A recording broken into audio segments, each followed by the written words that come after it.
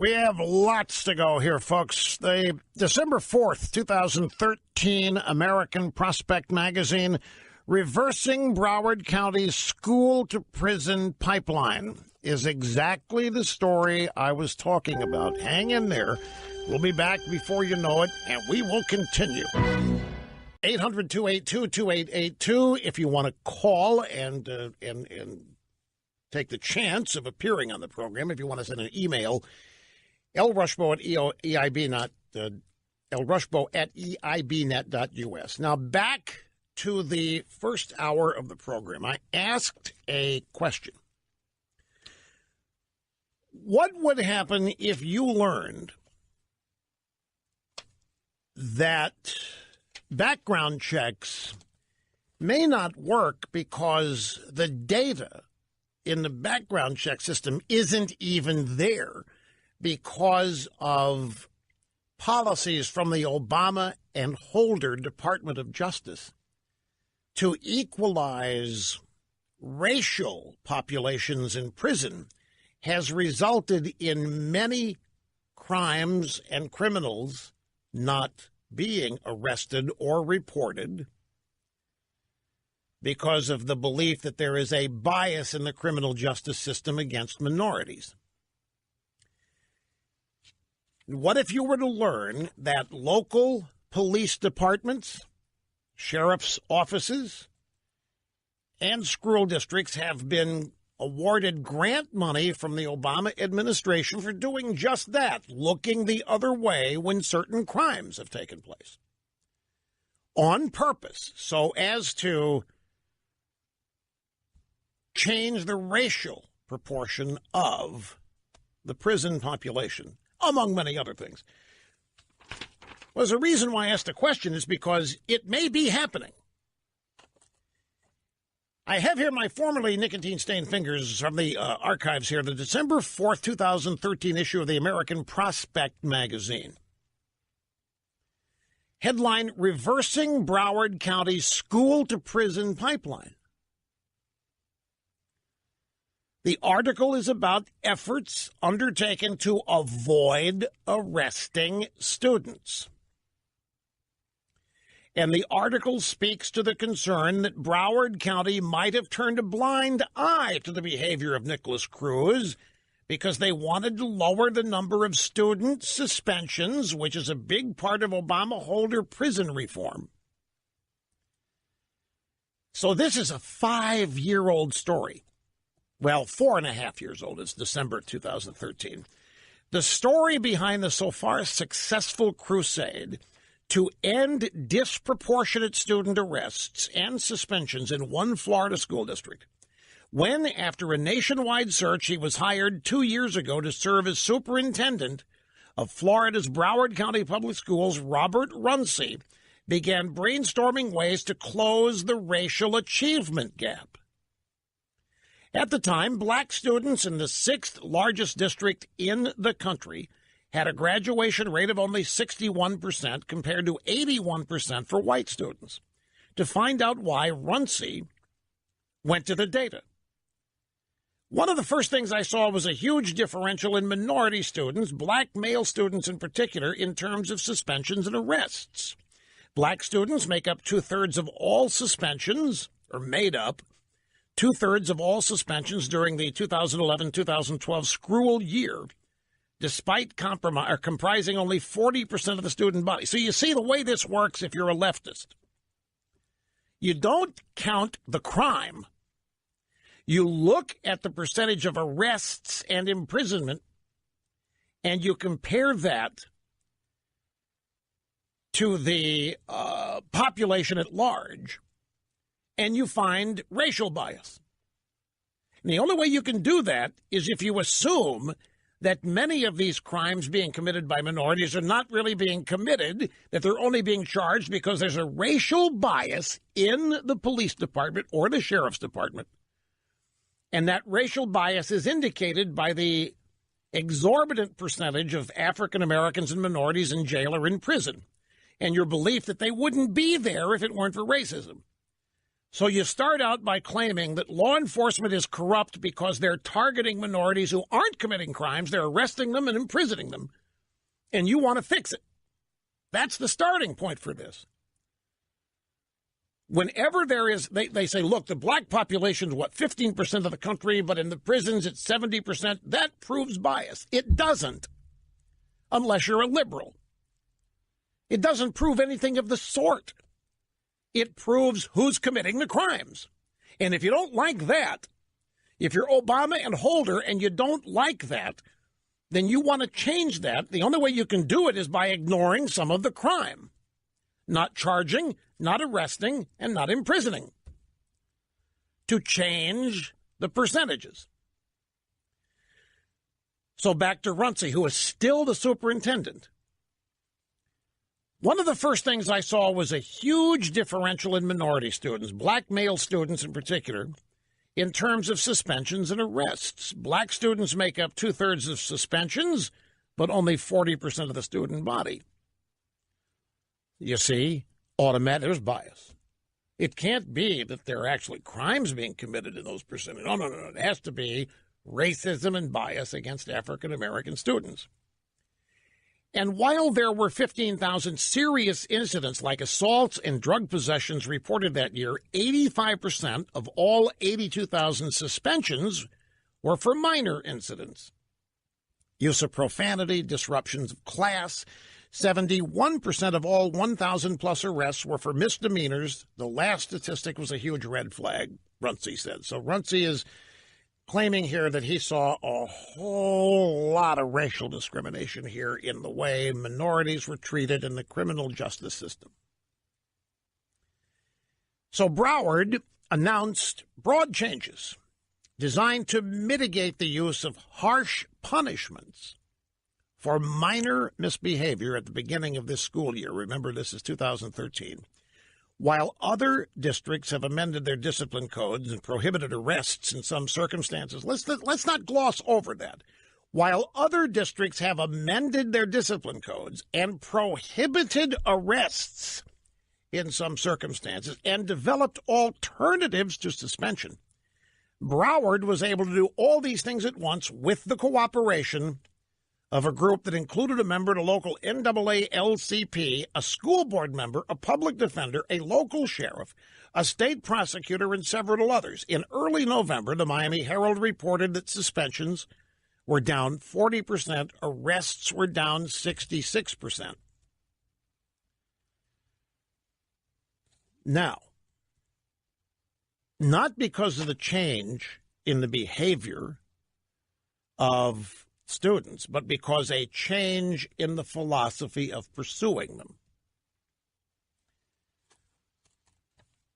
So now I turn to a little piece here from Conservative Treehouse.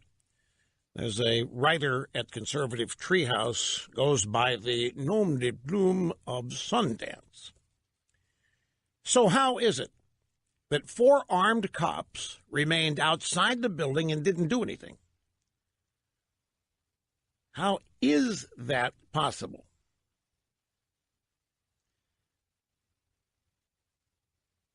Well, here's what people don't understand. When the county policy is intentionally constructed to ignore criminal behavior in schools, the sheriff and school superintendent cannot rely on law and order school resource officers to carry out the corrupt policy. That's what the Peterson, the guy that was outside armed and didn't go in, is called a school resource officer.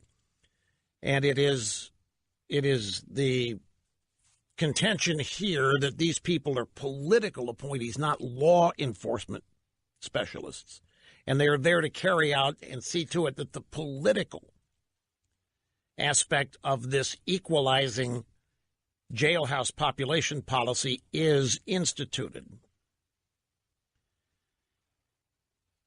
It's a fascinating piece, but the primary assertion here is that in order to obtain money from the federal government in programs that were instituted by Obama and Eric Holder, Local governments were rewarded with these grants if they kept school arrests down.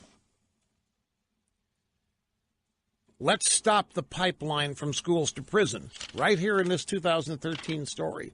Reversing Broward County's school-to-prison pipeline.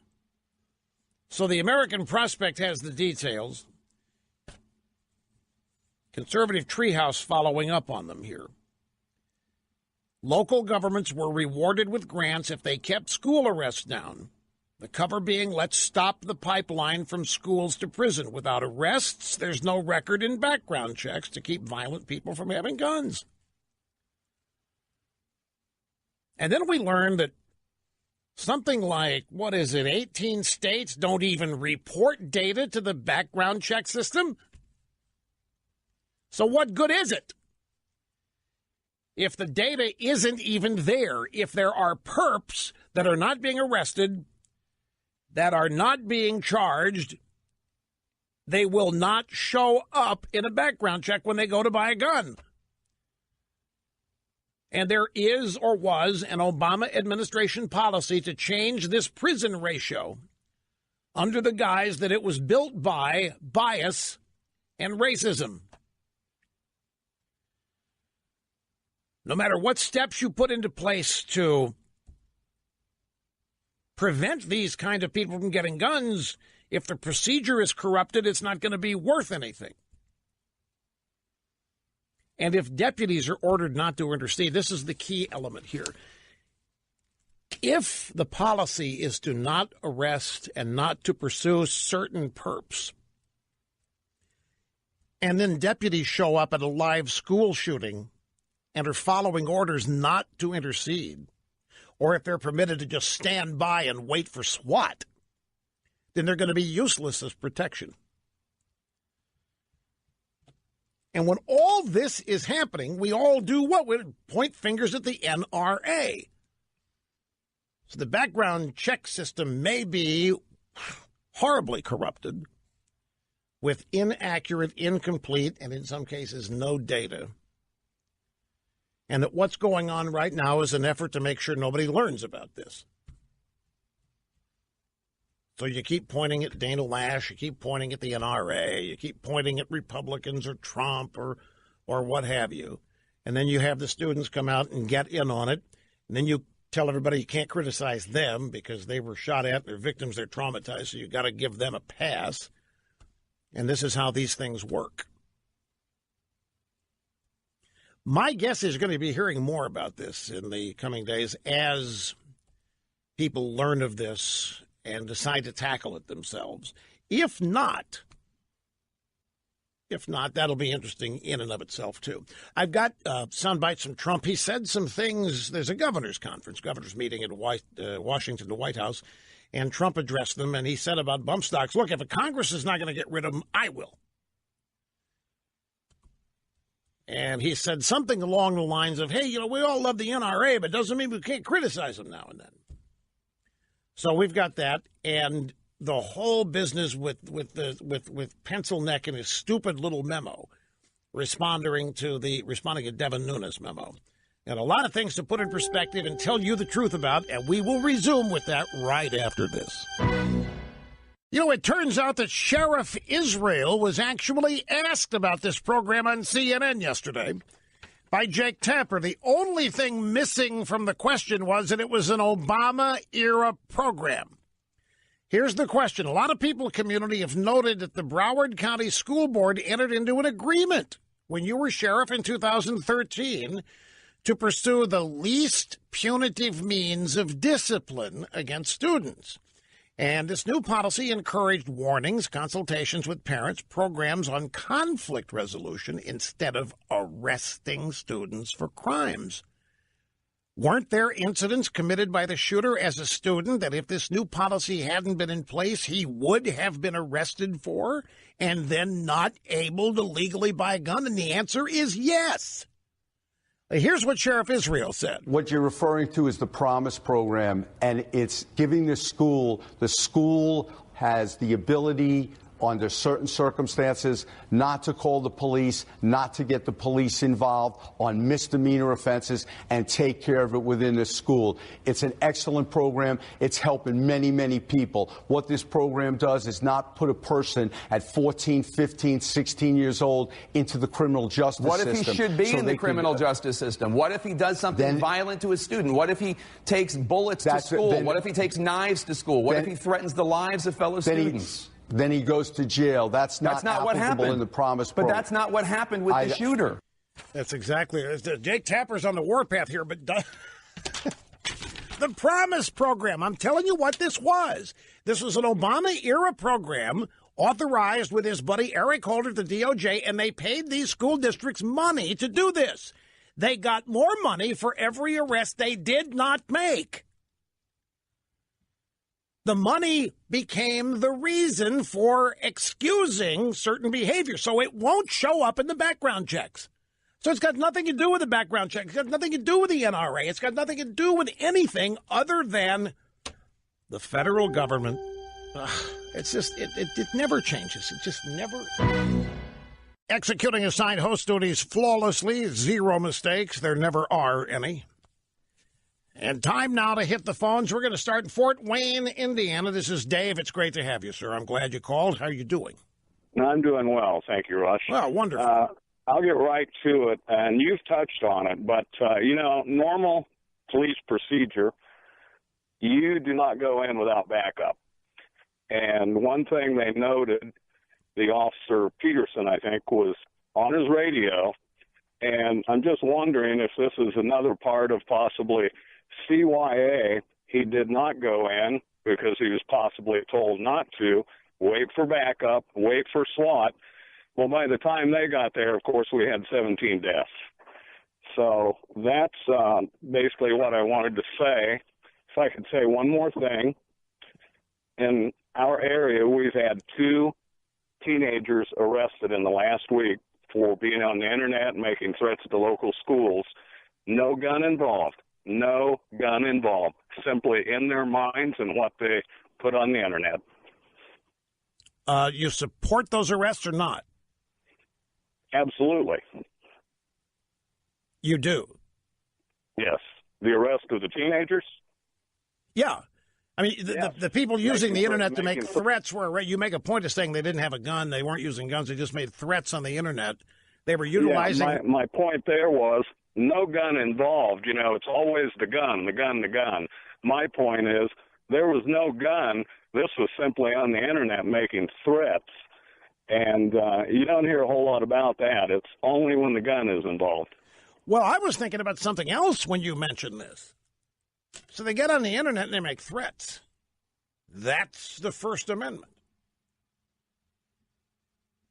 I mean, there was all kinds of that and more going on in Florida that was ignored. Now, wait, no, my point is, Sheriff Israel said we can't stop people doing that. We need permission to go get people we know are going to act before they act. That was one of the first things Sheriff Israel said before all the latest controversy descended. Before we knew there was an armed deputy there, Sheriff Israel made a point of saying we need changes in the law to allow us to go get these guys off the street before they act. Well, it sounds like that's exactly what happened at Fort Wayne. And where are the civil libertarians complaining about it? Maybe they don't know yet. Maybe they'll hear about it now, and maybe you're going to have a problem up there.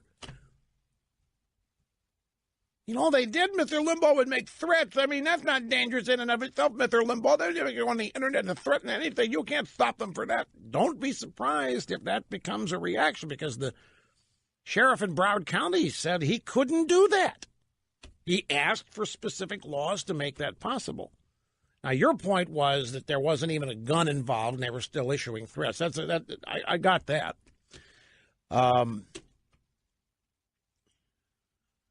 Well, my overall take of the sheriff in Broward County,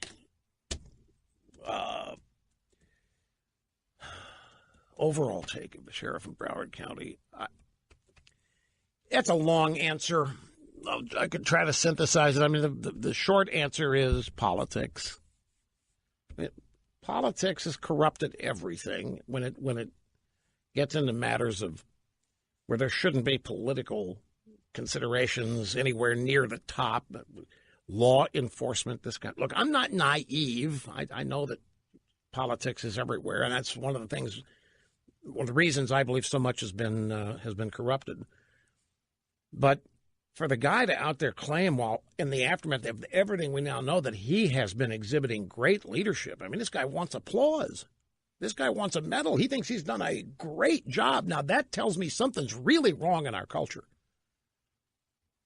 This is the trophy generation. Give you a trophy for showing up.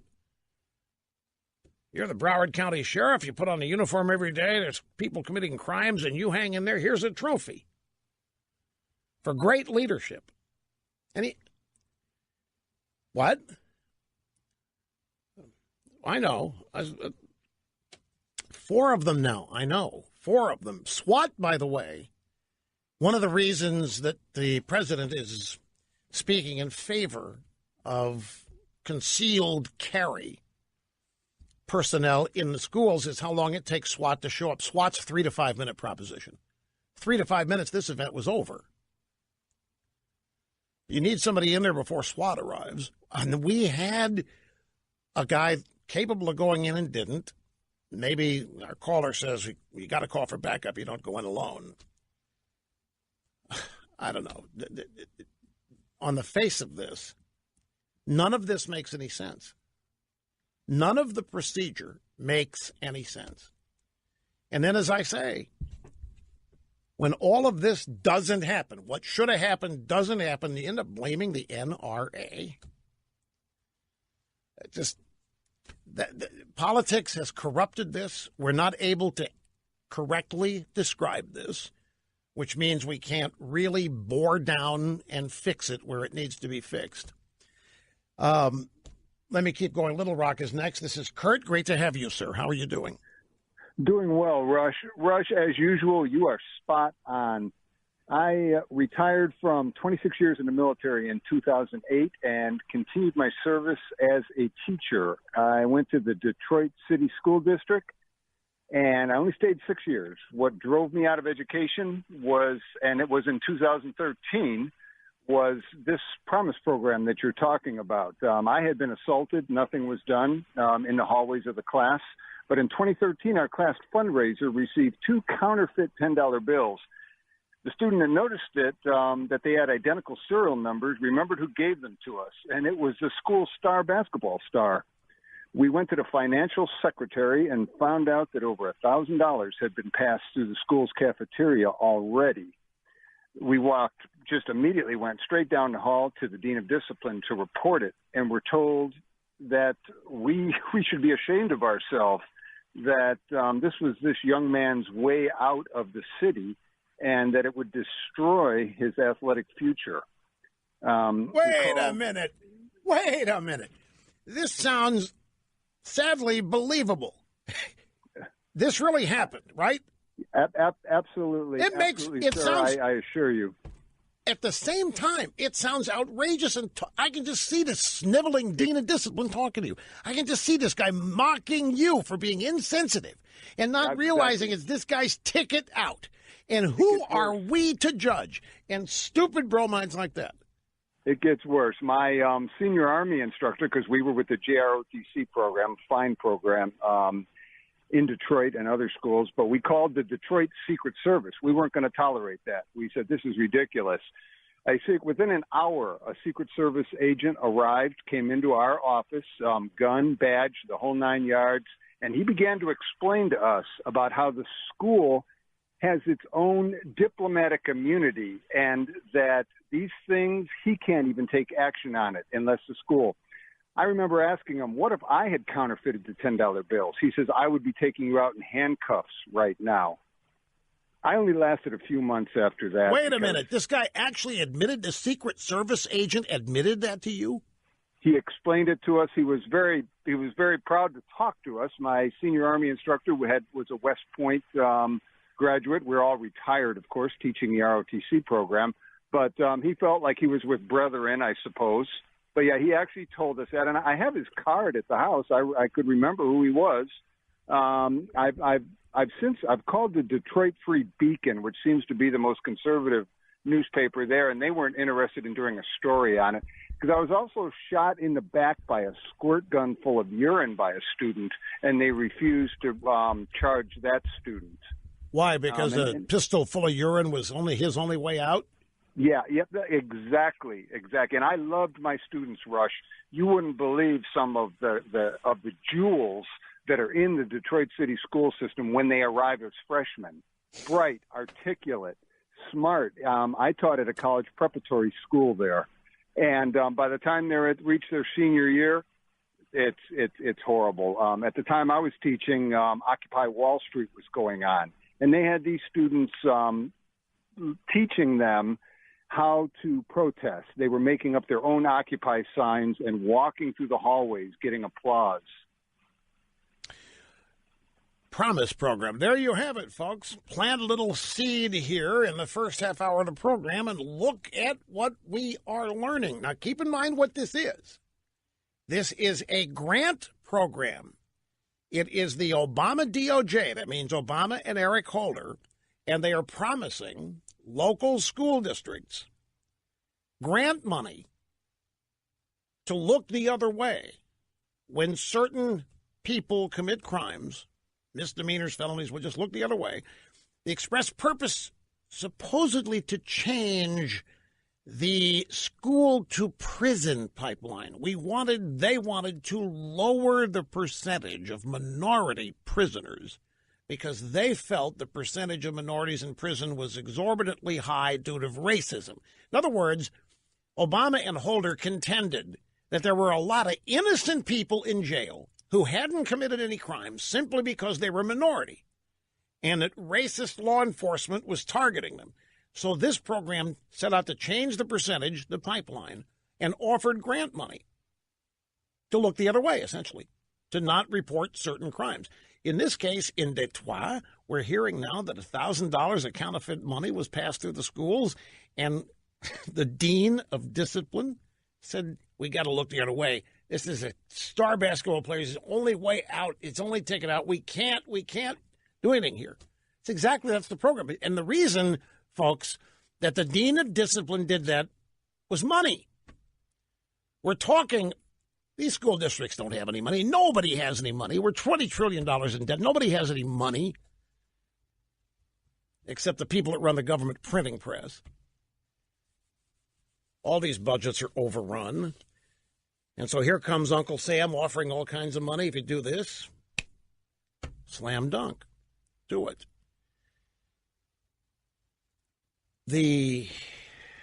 One other point I want to make about it, I got to look at the clock and I got to take a break. So let me do that. We will continue to stay with the phones and other things. But it was about Runcie. I wanted to remind you about this. The Promise program was started in Chicago.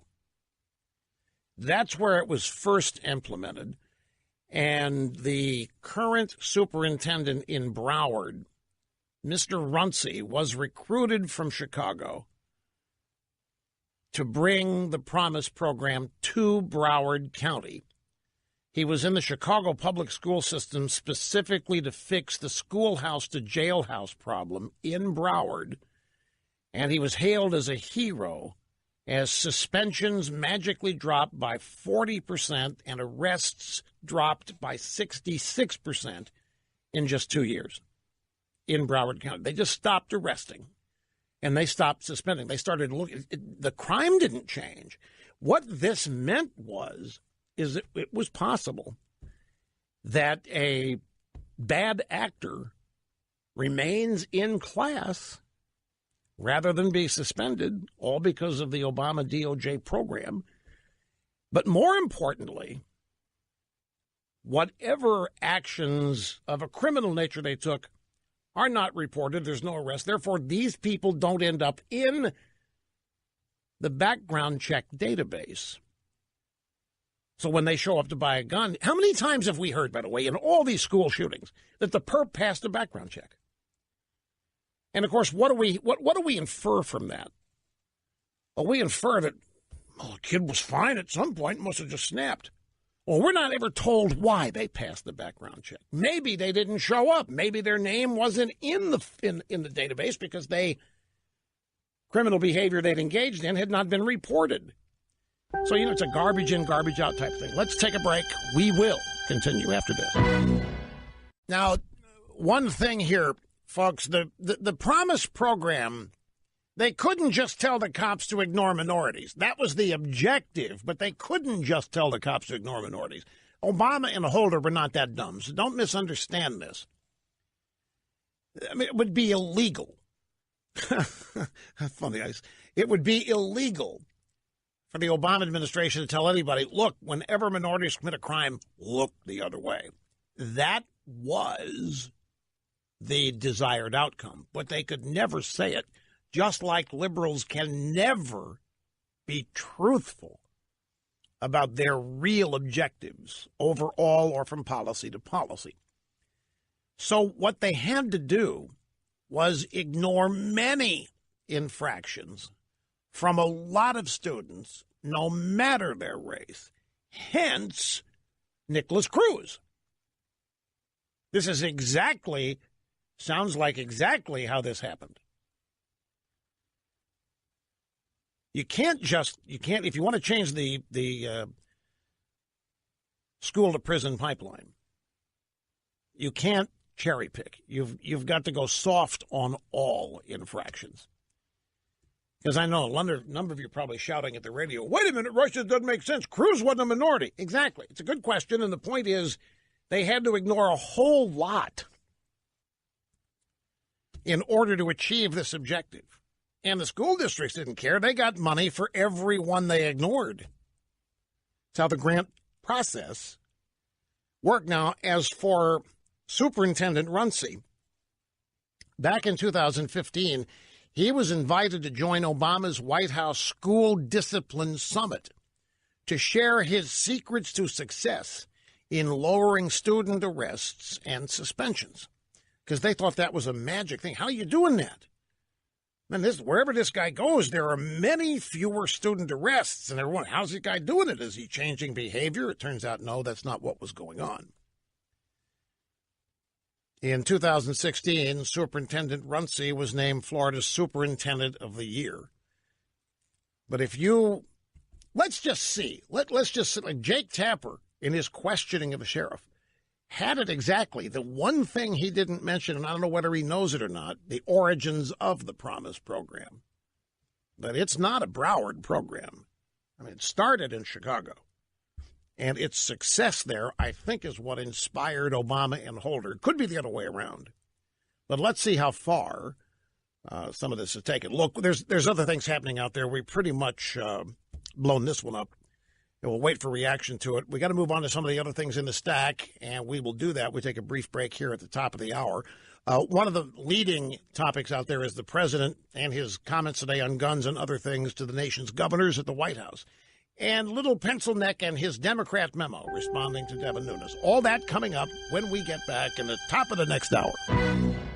By the way, we just played the sound bites of Jake Tapper asking Sheriff Israel, Broward County, about the Promise program and perps not being arrested and not ending up in a background check system. I am told, I'm not a Twitter denizen, but I am told that Tapper was ripped to shreds on Twitter for questioning Sheriff Israel about the Promise program. So the left they're poised. They are ready to deal with this if it hits. Jake Tapper got a little treatment.